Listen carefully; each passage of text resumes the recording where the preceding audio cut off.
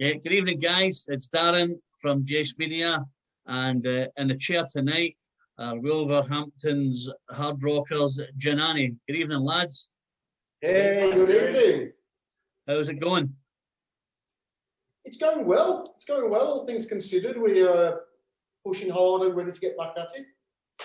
Yeah, I see you're obviously out back on tour with. I think we've requested a reviewer and a photographer, so we need to come and take a few pictures and hopefully get a wee interview either before or after the show. Yeah, long last. It's been a long time coming, hasn't it? Yeah, I think the last time I saw you guys, believe it or not, was with Jeff Tate. Wow, yeah. Way back. That was a long time ago. It was, Wow. yeah. Relatively speaking, gig-wise, it wasn't. We just lost a year. Yeah. Yeah, I just lost a year, and everybody's just trying to get on with it, and it's just been pretty horrific. How have you guys been coping? What have you been up to? Have you been? I know David's been spending a lot of time in his hot tub, so I don't know if he's writing any music. I'm not sure. Trust me, that is a false economy. It makes it look like I'm a bit of a king, but I am not. Listen, I'm not saying you're living like a king, David, but obviously you're plastering pictures of you in your hot tub every other day. Given it 80 degrees in here, well, he's like chin. I mean, obviously you must be having a hard life, mate. It's just a good angle. It's not even a hot tub. It's a wheelie bin. Hot water. Painted white. Yeah. Exactly, Yeah, listen, I think it's been hard for everyone. I mean, I say this to everybody that when I'm interviewing, is that for me as a reviewer, I mean, I must do 40, 50 reviews every week. So there's lots of new music coming through. You know, everybody's obviously sitting at home and writing music and itching to get out there. Everybody's released an album and they're onto their second album, you know. So it's in one way, it's been a good thing. And I think in another way, it's been pretty crap because, you know, you guys can't get to do what you love doing. Yeah. Yeah, exactly. And I think what we've tried to do, to be honest, Aaron, over the last 15, 16 months, is we've tried to make the most of the time when we have been able to get together. So, like October last year, we went down to Cardiff and did the Devil in Me single with Ramesh, which obviously came out in January. Yeah. We managed to get the video done as well. We managed to sneak in a couple of socially distanced gigs and then the live stream in December. So yeah. Those little gaps where you're allowed to do something, we've made the most of it, I think, to be honest. Yeah. And as you've seen, you know, Devil in Me particularly, really, really well received. Did you know what? When I did my review, what I normally do is I do a playthrough and then I sit and get myself a wee glass of red and I sit and then I get into it. But you know what? I had it on probably 4 or 5 times before I started to review it because obviously from 100% proof, it's a giant leap forward. It was like a tornado had went off because it was so much more raw and really hit with a really heavy edge on it, you know, and you're thinking, fuck me, is this the same guys? So do you know what I mean? And listen, boys, come on, I'm trying to be serious here. You know, it's a really good thing that you know that you've gone away and you've kind of stepped up the gears a wee bit because you just came right out of the gate with an absolute. It was probably my top 5 singles of the year. Thank you. Thanks very much. Thank you. You know, because as I say, I listen to lots of stuff, and you just get something that catches you, and you think, "Wow!" It was just for me. It was a surprise that you know that you came out of the gate with the real heavy guitar, you know, and you kind of think, "Wow." That track was written as soon as lockdown started. But, you know, we were all sitting there waiting to see what was going to happen, and then it did turn into a lockdown, and we were like, okay, we couldn't even see each other. So we all had to spend a fortune buying Macs, so we could start recording at home and getting ideas down. And that's the first song that came out of those sessions. Yeah. The next album, it's literally set the tone because they're all like that. So we're excited. to start cracking on that as well. What kind of made you turn into the heavier side? Was it just reflecting on what you've done with 100% proof, or was it just the fact that you've grown as a band, or you kind of wanted another direction? Yeah, the last few singles have reflected we like the heavy edge, and we like Dave to be extremely clear in his vocals. It's important for us. We don't want to go down one particular route, like the metal route, where you can't understand the vocals. It's very angry. We're not about that. You've seen us live. You know what we like. We like to have a good time. It is just balls out rock and roll. But yeah, we're just getting better at our craft. And obviously Ramesh had a massive influence on it as well, because he'd mixed a few of our previous singles, but we never actually recorded with him. And that really opened everything up as well. It was a great 2 days to spend with him, because he literally pulls the song apart and then sits with you to glue it all back together. Yeah, and it dissects it and puts it back together. But I think that's a good thing as well, because it lets you guys grow as a band as well. That you present him with a song and he goes, let me look at this, let me take it apart, let me just put it back piece by piece, and then out comes, the result of Devil and Me, and I think you were right. It was really well received. I think a lot of people just kind of instantly took to it, and instantly took to the sound that was coming, I think that's probably what's afforded Davies his hot tub, all the extra airplay and all that. He's thinking, and obviously I've been listening to him talking about playing golf and all that. I'm a warehouse manager for a golf company in Glasgow. And we're extremely busy. We're extremely busy. There's not enough hours in the day. There's not enough days in the week. Every mad fucker wants to play golf. So they're like, they phone up and they go, "Have you got this? Have you got this one wood? It's got a 10.5 degree edge on it, and it's 900 quid." And you're like, fucking must be mental. But it's obviously, I think the lockdown thing is one of these things that. It drove a lot of people outdoors, because that was one of the things that you could do. So, I don't know how good you are, David.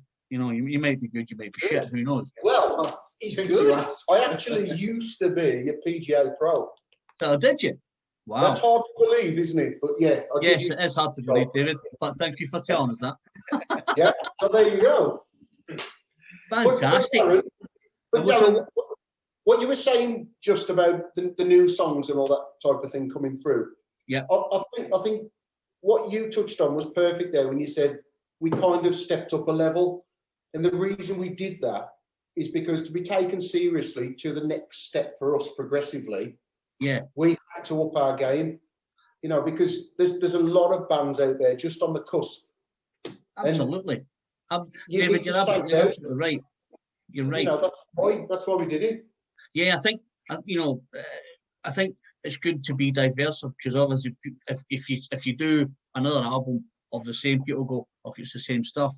But because you've changed your game and the game plan and the direction you want to go, it keeps people interested, and it lets people know that you're not just a one album wonder. You've decided to go a little bit of another direction, which is, as I say, is absolutely fantastic, because the song was just an absolute killer. But and I congratulate you on that, because it was just one that, as I say, I stuck it straight onto my iPod, and I'm acting like an old man, iPod and all that. My boy lives in Melbourne, and he's a DJ, and I said to him, so see when you got your gigs and all that, do you take your wee record box and stuff and what have you? And he's like, "Fucking hell, Dad, this record box, I take it on my drive and stick it into the PC." And I'm like, "All right, no bother." I'm like, "All right." I think an old man. Another thing to touch on as well with the Devil in Me and the process is Lewis's influence as well on drums, because that's his first single with us. Yeah. And obviously every drummer brings a different flavour to the table. And he really nailed the big drum. Yeah. Well, everybody loves a drummer. Everybody loves a drummer, because what a lot of people see is that they're the glue at the back, because they can see everything. They can see how you guys are performing, and obviously the vocals coming through and the bass and stuff. But I think it's important that that when you do you're in a new band and you do a new track, that you nail it, because people will remember you for that. You know what I mean? Yes, yeah, absolutely. So what's the next step? What's are we getting some new music coming? Fast and Furious. Well, yeah. When we're allowed to. Yeah, when we're allowed to. I don't know.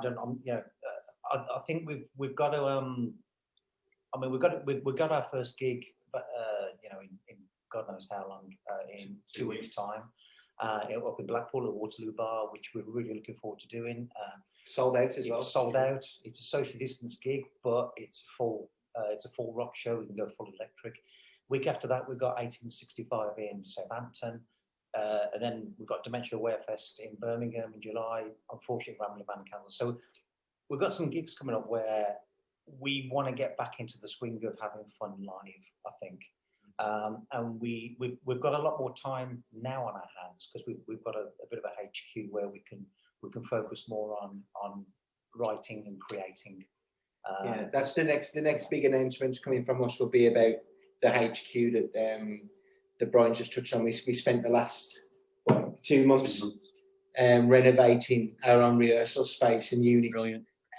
We'll be releasing on the world so people can see, and it looks like it's big enough for people to come and visit as well. We'll be able to put a couple of shows on here. Fantastic. But that'll be like super exclusive, and we'll be running that. We've had a new band van, and that's being tricked out at the moment. So we're working really hard on all these other stuff, setting the dominoes up. And then by the end of the year, we should be back in the studio working on album 2.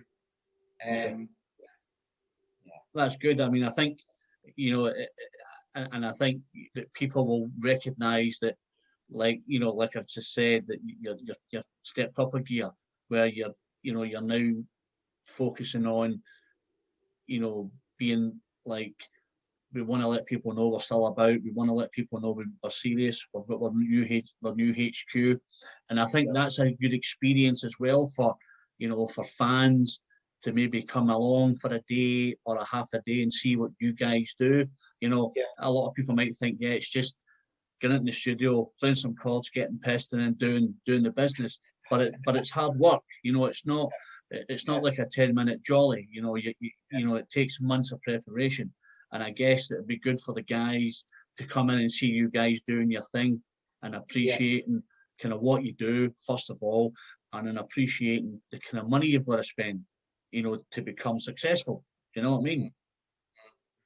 Absolutely. The other big focus that we've got this year, obviously, is the tour in late September, October. So there'll be a lot of prep, a lot of rehearsal for that. And we'll hopefully be introducing some new tracks for that, because we do like to get tracks on the road and feel them out as well. And it helps us before we record them.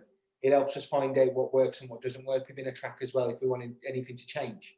Especially 100% Proof, all of those tracks have been played countless times live before they were ever put out there. So there'll be new music, and we're shocked at how fast the tickets are going, especially in certain areas as well. They're stormy, absolutely stormy. Swansea particularly, absolutely. Dover as well. We've never been to Dover. Swansea and Dover are near getting towards sellout.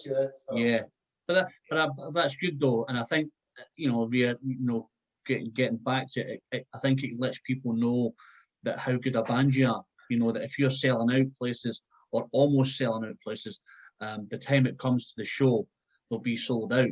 And I guess that just shows the popularity that you've got, and the fact that, when you get a snippet of a new track, people go, wow, I want to come and see what these boys have to offer.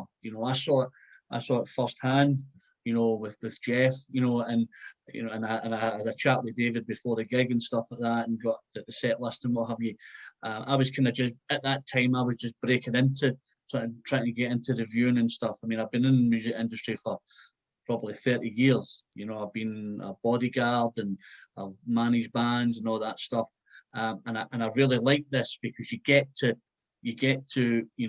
talk to guys who send you an album, and you get to meet them face to face and chat to them about and I'll say this kind of with a heavy heart, that how awesome it is to be in a band. You know, I never kind of, I'm a drummer myself, but I never took the step to be in a band. And it's cool when you get up there and you watch you guys doing your thing, you know, and you think, wow, you know, I was always on the other side looking after people and stuff like that, you know. I had a fanboy moment 2 weeks ago. I don't know if you guys will remember In Excess. Yeah. In Excess. I used to look after In Excess when they came to Britain. That's cool. You know, and I got really quite close to Gary Beers, bass player, and I'm chasing this guy for a year for an interview, tracking him all over the world. Where is he now? And he's living in California.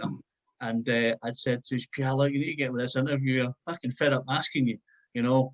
And he was like, yeah, I really love coming to Glasgow. And, you know, and we remember that the guys, you know, kind of looked after us, and they used to just get pissed and just have a real good time.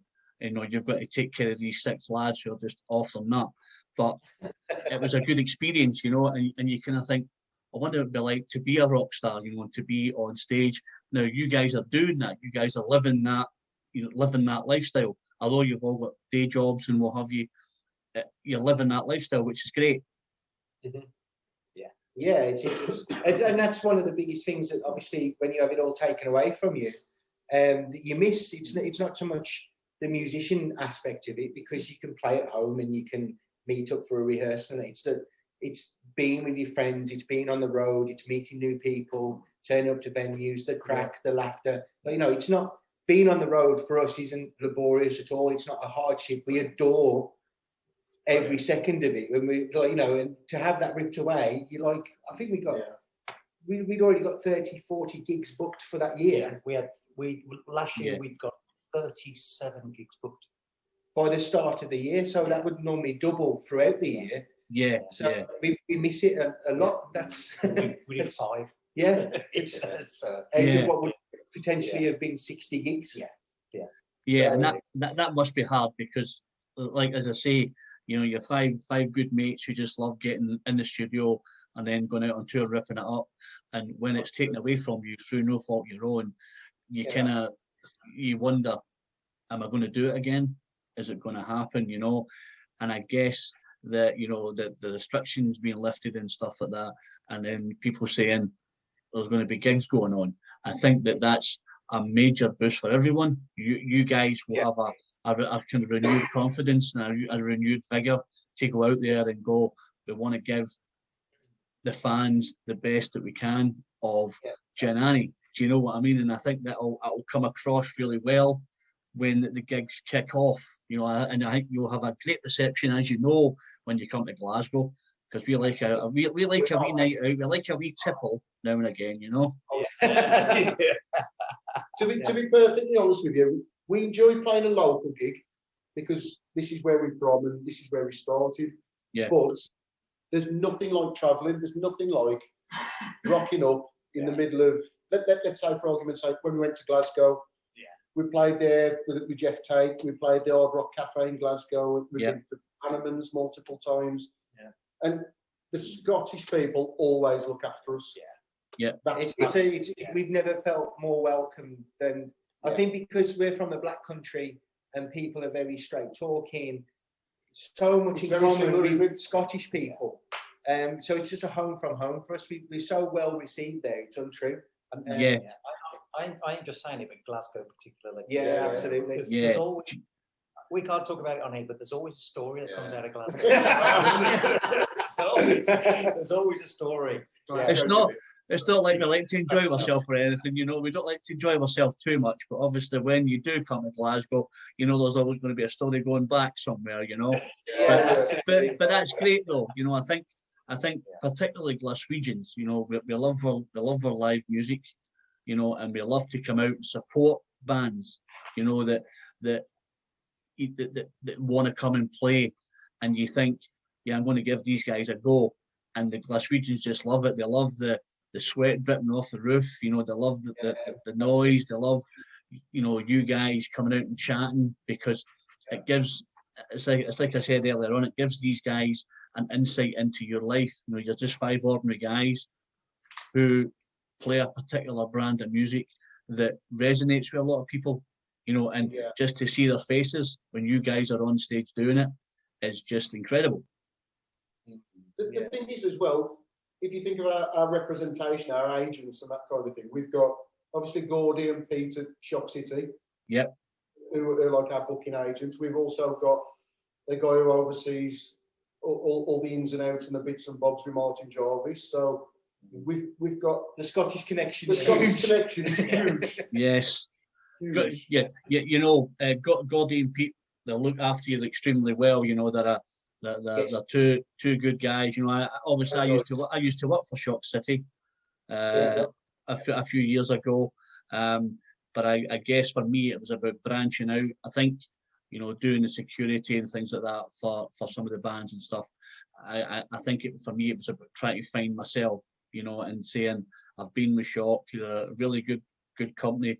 You know, they'll look after you extremely well. They've got lots of connections, you know, and they just want you to have a good time. You know, as soon as you walk into the venue, there's probably a case of beer there, and they're like, just get wired in, boys, you know, because they want you to have a good time, enjoy yourself, because they know that you're putting in the hard miles, you know, traveling from where you're traveling from to get to Glasgow, and you know they know you're going to put on a good show, you know. So hopefully when you come up in October, then you'll maybe have a wee story for me that the next time we have a chat, I can say, oh, I can, you know, if I find a sheet or something at the back of the van before you go in, I'll be disappointed. But obviously that'll be a story to tell. There's always a story. There's always a story. There's always a story from Glasgow. So what he's doing just now? Are you rehearsing just now, or are you just? Yeah, rehearsing tonight. Yeah, we rehearse twice a week. Yeah, so Tuesdays, Thursdays. 2 or 3 hours a night. Yeah. On it. Yeah. I think that's obviously why David. I think that's why David dinghied it last night. I think he said he didn't want to hog the limelight. He just wanted to get you guys on the camera as well. That's first. That's never happened before. Listen, he's obviously a good lad, there, Dave. Yeah, absolutely. But listen, I don't want to keep you guys. I know you're rehearsing and stuff. It's been an absolute pleasure chatting to you boys. I appreciate your time. I will be at the gig with my photographer, Big Richie. So hopefully we'll get a chat maybe before it or maybe after it. Who knows? Yeah, definitely. We'll get a couple of drinks and we'll just chat about stuff. We'll get a story on the go. And then we'll make the next story. You'll be involved in the next story. I'll wake up and I'll be thinking, fucking hell, where am I? I'll have a Gin Annie t-shirt on. I'll have a Gin Annie t-shirt on and nothing else. I'll be thinking, yeah, that's it. You've got it. In the middle of Bangkok with no passport. Yeah. I'll be like, well, what a show that was last night. So these boys look after me, send me to Bangkok on my own. Yeah, so you come to a Gin Annie gig, always pack extra socks and a passport.